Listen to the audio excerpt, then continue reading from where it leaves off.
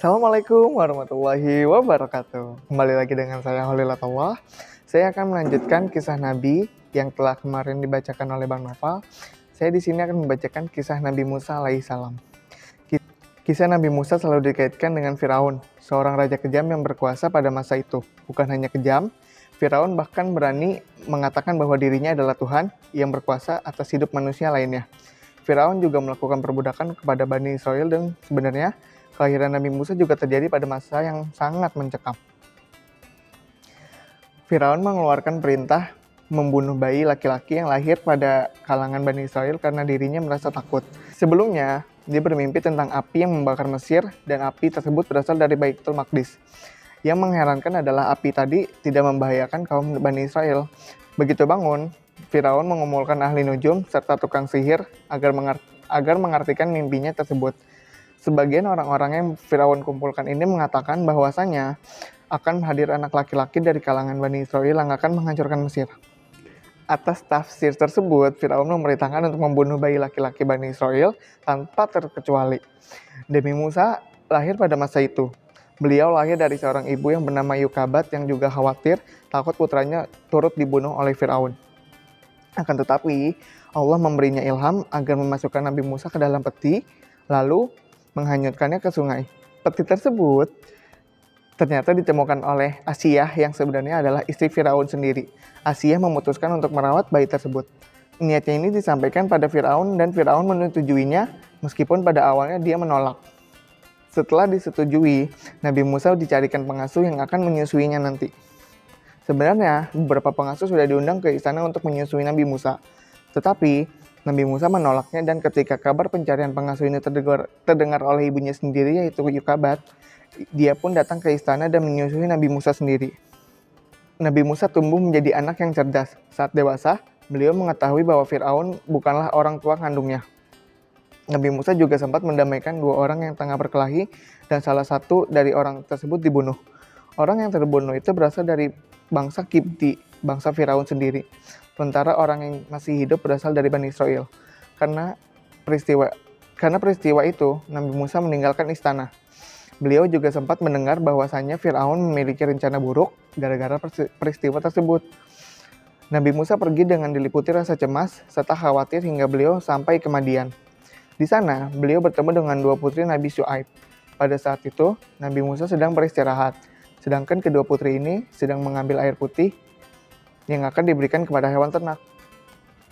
Nabi Musa bergegas dan membantu kedua putri tersebut yang berujung pada diundangnya Nabi Musa ke rumah Nabi Syuaib. Nabi Musa dijamu dengan hormat dan di kesempatan ini beliau menceritakan apa yang tengah terjadi. Selanjutnya, Nabi Musa diberi tawaran oleh Nabi Syuaib untuk menikahi salah satu putri beliau yang dijumpai tadi. Dan Nabi Musa memilih menikahi putri yang bernama Syafuro. Nabi Musa beserta istri kembali ke Mesir setelah diberi izin oleh Nabi Syuaib. Dalam perjalanan menuju Mesir inilah Nabi Musa mendapatkan wahyu dari Allah Subhanahu wa taala. Beliau juga diberikan mukjizat sekaligus tugas untuk memberi peringatan kepada Firaun beserta pengikutnya. Dalam kesempatan ini, Nabi Musa meminta agar Allah Subhanahu wa taala mengizinkan Harun yang merupakan saudaranya untuk ikut menemaninya berdakwah. Alasannya adalah karena Harun mempunyai tutur kata yang baik. Permintaan Nabi Musa itu dikabulkan oleh Allah dan Harun turut diangkat menjadi nabi. Nabi Musa menjalankan tugasnya. Beliau menyeru rakyat Mesir agar berbuat kebaikan sekaligus menyembah Allah Subhanahu wa taala. Namun, dakwah beliau justru menjadi emosi untuk Firaun. Bahkan ketika ditunjukkan perihal mukjizat yang Nabi Musa miliki, orang-orang kafir ini tetap tidak percaya. Mereka bahkan menganggap bahwa mukjizat Nabi Musa merupakan sihir yang dibuat-buat. Firaun kemudian menantang Nabi Musa agar bertanding serta melawan para ahli sihir yang dimilikinya. Tentu saja, Nabi Musa menerima tantangan tersebut. Atas izin Allah Subhanahu wa taala, Nabi Musa menjadi pemenang dalam pertandingan tadi karena tongkat beliau yang berubah menjadi ular mampu melahap ular-ular milik para ahli sihir. Mendapat kekalahan ini, para ahli sihir mengakui kebenaran yang disampaikan oleh Nabi Musa. Bukan hanya tukang sihir saja yang langsung beriman. Istri Firaun yang sudah mengangkat Nabi Musa menjadi anak pun ikut beriman. Hal ini membuat Firaun semakin marah yang membuat para tukang sihir dan Asiyah pun dijatuhi hukuman mati. Firaun kemudian mengejar Nabi Musa dan para pengikutnya yang masih tersisa. Sementara Nabi Musa dan pengikutnya sudah berada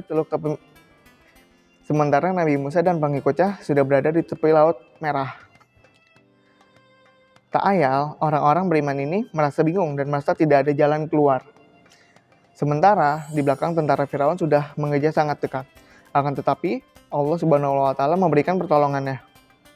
Dia memberikan wahyu agar Nabi Musa memukulkan tongkat yang juga merupakan mukjizatnya ini ke arah permukaan laut.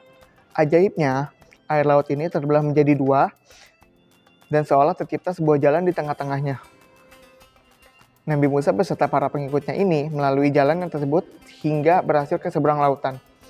Sementara itu, Firaun juga mengikuti jalan yang diambil oleh Nabi Musa. Namun, ketika dia sampai di tengah laut, Nabi Musa memukulkan tongkatnya kembali. Hal ini membuat air laut menjadi menyatu dan seperti sedia kala. Hal ini membuat Firaun beserta para pengikutnya tenggelam dan tidak ada yang selamat, dan inilah akhir kisah Nabi Musa alaihissalam dan Firaun. Nabi Musa diketahui meninggal di usia pada 120 tahun. Beliau wafat di Jordania, tepatnya di Gunung Nebu. Setelah peristiwa tenggelamnya Firaun, Nabi Musa tetap tinggal bersama kaum Bani Israel. Mukjizat Allah kepada Nabi Musa bertujuan membuktikan bahwa kekuasaan Allah itu nyata dan ia memang mendapat wahyu untuk menyebarkan dakwah kepada umatnya. Berikut adalah beberapa mukjizat Nabi Musa alaihissalam. Yang pertama yaitu tongkat berubah menjadi ular. Tongkat tersebut berubah menjadi ular ketika berhadapan dengan tukang sihir Raja Firaun. Ular besar itu berhasil melahap seluruh ular kecil yang dibuat oleh para penyihir suruhan Raja Firaun. Yang kedua yaitu tangan yang memancarkan sinar.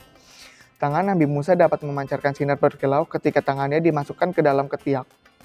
Kejadian ini lantas menyilaukan mata Firaun dan menganggap Musa adalah penyihir licik. Lalu yang ketiga adalah mendatangkan angin topan, serbuan belalang, dan banjir.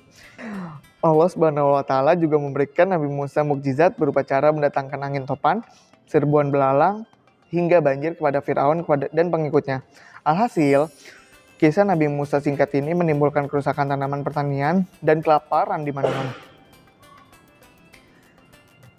Hikmah yang bisa kita petik dari Nabi Musa ini adalah merupakan Nabi Musa adalah sosok yang pemberani. Beliau tetap menyampaikan kebenaran meskipun lawannya adalah seorang yang berkuasa dan sangat kejam. Bukan hanya berani, Nabi Musa juga merupakan pribadi yang taat kepada Allah Subhanahu wa Ta'ala.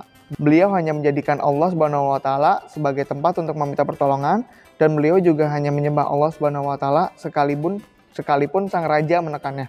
Di sisi lain, cerita mengenai Nabi Musa ini juga mengajarkan bahwa Allah Subhanahu wa Ta'ala akan memberikan balasan yang sangat pedih, khususnya kepada hamba yang suka bertindak sewenang-wenang serta senang berbuat kerusakan.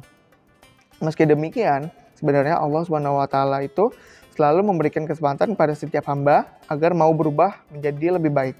Tergantung hamba itu sendiri apakah mau menerima kebenaran atau justru mengingkarinya seperti Firaun dan para pengikutnya. Kisah Nabi Musa memberikan banyak pelajaran untuk kita semua. Firaun yang sedemikian sombongnya dan sangat berkuasa saja sangat mudah bagi Allah Subhanahu wa Ta'ala untuk membinasakannya. Tidak ada yang tidak mungkin bagi Allah Subhanahu wa Ta'ala yang maha kuasa. Di sisi lain, kisah tentang Nabi Musa ini, khususnya tentang Firaun, menunjukkan bahwa taubat ini sebaiknya dilakukan sesegera mungkin. Sebab taubat yang dilakukan terlambat tidak akan diterima oleh Allah Subhanahu wa Ta'ala. Wallahu a'lam bishawab.